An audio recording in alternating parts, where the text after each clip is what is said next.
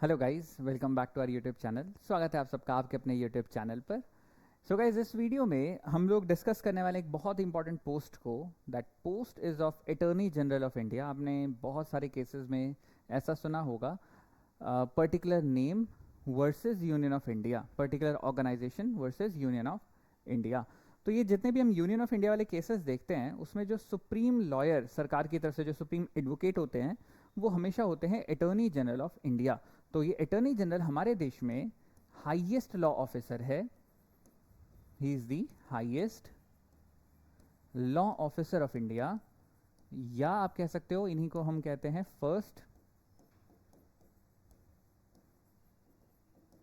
Law officer या first lawyer. Attorney general of India एक constitutional post है, और इनका जिक्र अगर हम कहें तो अटॉर्नी जनरल की पोस्ट का जिक्र है in article 76 clause 1 of Indian constitution. तो अगर कोई भी बॉडी कॉन्स्टिट्यूशनल है, उसके जो हेड होंगे उनकी अपॉइंटमेंट भी हमेशा प्रेसिडेंट करेंगे। कॉन्स्टिट्यूशनल बॉडी पर जो हेड होते हैं उनकी अपॉइंटमेंट हमेशा प्रेसिडेंट करते हैं। तो similarly attorney general of India की भी अपॉइंटमेंट करने वाले कौन? भारत के राष्ट्रपति, the president of India. Coming on to the term, अगर हम अटॉर्नी जनरल के टेन्योर की बात करें तो इनका टेन्योर या इनका टर्म कोई फिक्स नहीं है। He enjoys the office of the president's pleasure. तो हम कहें एट द प्लेजर, या कह सकते हैं हम discretion of the president of India. Bharat के राष्ट्रपति जब तक चाहें अटॉर्नी जनरल ऑफ इंडिया को उनकी पोस्ट पर रख सकते हैं। और इनका नॉमिनेशन अगर देखा जाए तो वो यूनियन कैबिनेट करती है। इनको नॉमिनेट तो कर रहे हैं cabinet, which is led by none other than the prime minister himself. The post of attorney general is nominated by union cabinet, और यूनियन कैबिनेट को हेड करते हैं हमेशा प्रधानमंत्री जी।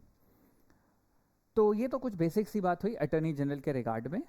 अटॉर्नी जनरल ऑफ इंडिया बहुत रिगार्डेड पोस्ट है, highly regarded post है। और इनकी अगर हम पार्ट्स की बात करें तो ये इंडिया के किसी भी कोर्ट में एज एन ऑडियंस बैठ सकते हैं।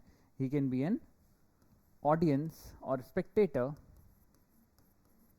इन any court of India, be it high court, supreme court. Lower court में तो खैर बहुत कम चांसेस हैं कि ये जाएंगे, बट ये इनके पास राइट है, इनके पास ये प्रिविलेज है कि इंडिया के किसी भी कोर्ट का हिस्सा बन सकते हैं। मोर ओवर, अटॉर्नी जनरल के पास एक और राइट रहता है कि वो पार्लियामेंट के किसी भी सेशन में जा सकते हैं। पार्लियामेंट का चाहे विंटर सेशन हो, समर सेशन हो, मानसून सेशन हो, वॉट एवर, जो भी बजट सेशन है, कभी भी कोई सेशन चल रहा है पार्लियामेंट का, he can be an, again यहाँ पर ये मेंबर ऑफ पार्लियामेंट नहीं है, but he enjoys the power और privileges similar to that of member of parliament. तो मेंबर ऑफ पार्लियामेंट जितनी ही अथॉरिटी ये एंजॉय करते हैं, ईदर हाउस की हम बात करें, ईदर हाउसेज में चाहे लोकसभा हो चाहे राज्यसभा हो, कोई भी सिटिंग में जा सकते हैं। But since he is not a member of parliament, he is enjoying the privileges of the member of parliament, but he is not a member of parliament. That is why he does not have the authority to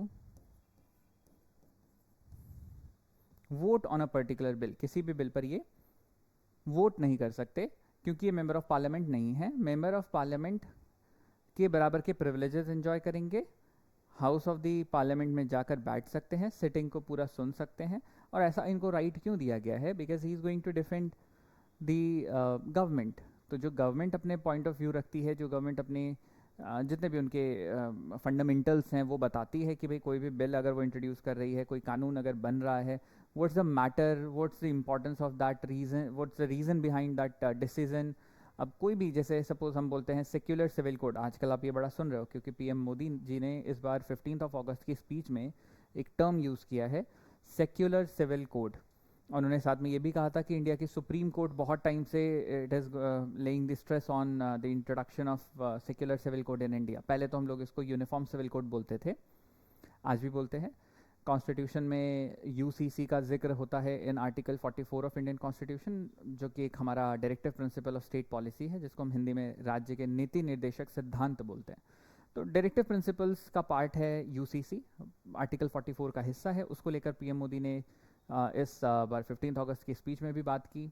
अब जैसे ये UCC पर suppose कोई bill introduce होगा, तो attorney general parliament की house में सारी बातों को ध्यान से सुनेंगे, क्योंकि अगर किसी ने पिटिशन डाला अगेंस्ट सेक्युलर सिविल कोड और uniform civil code, at the highest level in supreme court, attorney general of India is going to defend the government. तो भाई he should have the basic instinct कि कोई भी bill या कोई भी act जो बनना है, कोई भी कानून अगर बनना है, तो उसका ऑब्जेक्टिव क्या है, उसको क्यों लाया जा रहा है, इंट्रोडक्शन का सारा जो एक एवेन्यूज़ जितने भी हैं वो सबको समझना is a part of his job. तो ये इनकी रिस्पॉन्सिबिलिटी में आता है। सिमिलरली अगर हम बात करें क्या अटॉर्नी जनरल को कोई मदद करने के लिए भी होता है, जी बिल्कुल होता है। अगर हम अटॉर्नी जनरल के नीचे एक पोस्ट देखें जो अटॉर्नी जनरल को असिस्ट करेंगे, उस पोस्ट को हम बोलते हैं solicitor general of India. Actually solicitor word दुनिया में अलग अलग जगहों पर अलग अलग तरीके से इस्तेमाल में लाया जाता है। जो सॉलिसिट करे यानी जो असिस्ट करे, मदद करे इन दी फ्रेमिंग ऑफ और ड्राफ्टिंग ऑफ दी डॉक्यूमेंट्स, उसको सॉलिसिटर बोलते हैं। आप ब्रिटेन या कहीं और सुनोगे तो ये टर्म सॉलिसिटर बड़ा कॉमन है। अगर हम फ्रांस चले जाएंगे तो वहाँ जैसे अब हम इंडिया में एडवोकेट्स बोलते हैं, वहाँ एवोकेट्स बोलते हैं। तो ये टर्म का थोड़ा फ़र्क है और रिस्पॉन्सिबिलिटीज़ एंड प्रोफाइलिंग भी अलग हो जाती है। इंडिया में solicitor general is the second highest law officer.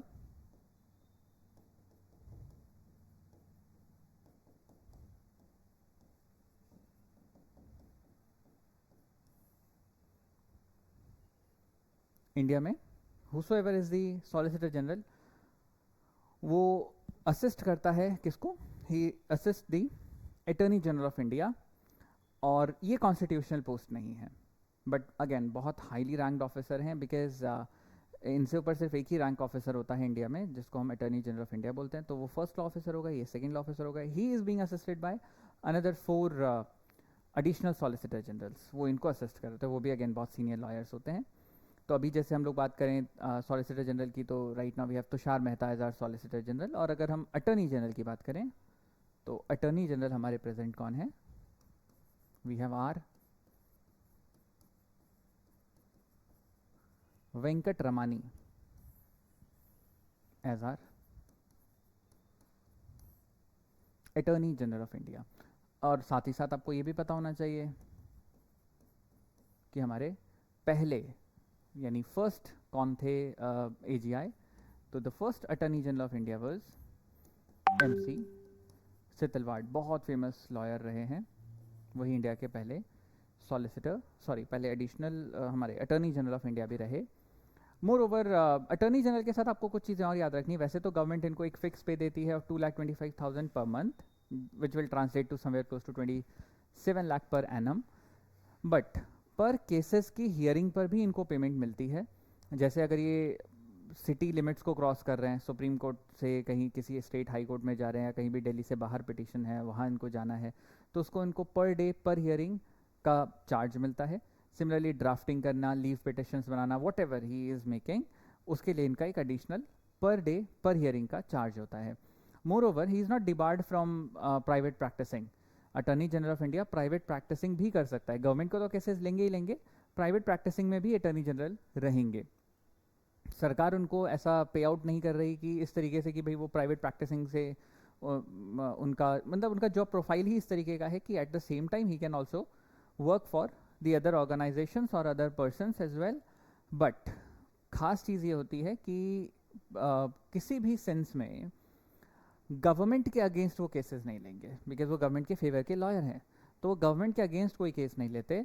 More over कोई क्रिमिनल का केस वो नहीं हैंडल करेंगे। जो क्रिमिनल केसेस होते हैं जिसमें किसी क्रिमिनल को बचाना है, तो वो केसेस ये नहीं लेंगे। टेररिस्ट के केसेस ये नहीं लेंगे। गवर्नमेंट के अगेंस्ट कोई केस नहीं लेंगे।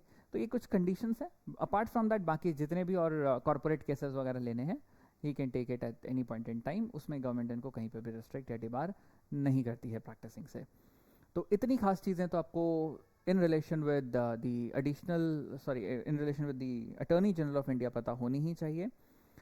Moreover, अगर हम एग्जीक्यूटिव फंक्शंस की बात करते हैं तो अटर्नी जनरल के पास कोई ऐसा एग्जीक्यूटिव फंक्शन नहीं होता, तो ये एग्जीक्यूटिव का हिस्सा भी नहीं है. हाँ, एडवाइजरी रूप में ज़रूर ये काम करते हैं, गवर्नमेंट से एडवाइस ले सकती है on certain matters, but absolute rights इनके पास कोई एग्जीक्यूटिव पावर के नहीं दिए जाते हैं. तो इतना कुछ आपको जानना था in terms with attorney general.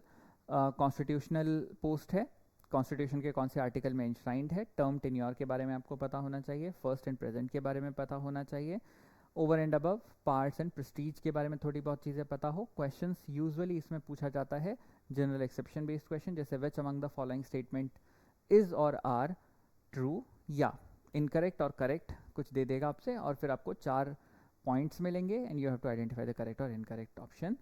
Apart from that question इस तरीके से पूछे जाते हैं, which among the following statement is और are true regarding attorney general of India. ये CUT PG में इस तरीके से क्वेश्चंस बनेंगे आपके, और थोड़े बहुत चांसेस ऐसे क्वेश्चन बनने के सिम्बायोसिस के एग्जाम में भी रहते हैं, और up to a certain extent BV Bharatiya विद्यापीठ या CUT UG ऐसे क्वेश्चंस पूछ सकता है आपसे.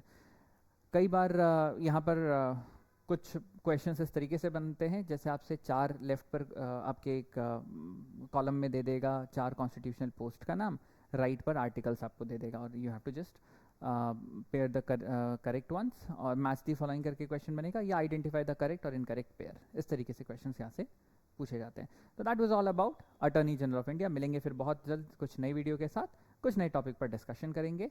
Till then take care, bye bye, and thank you so much for being in the video.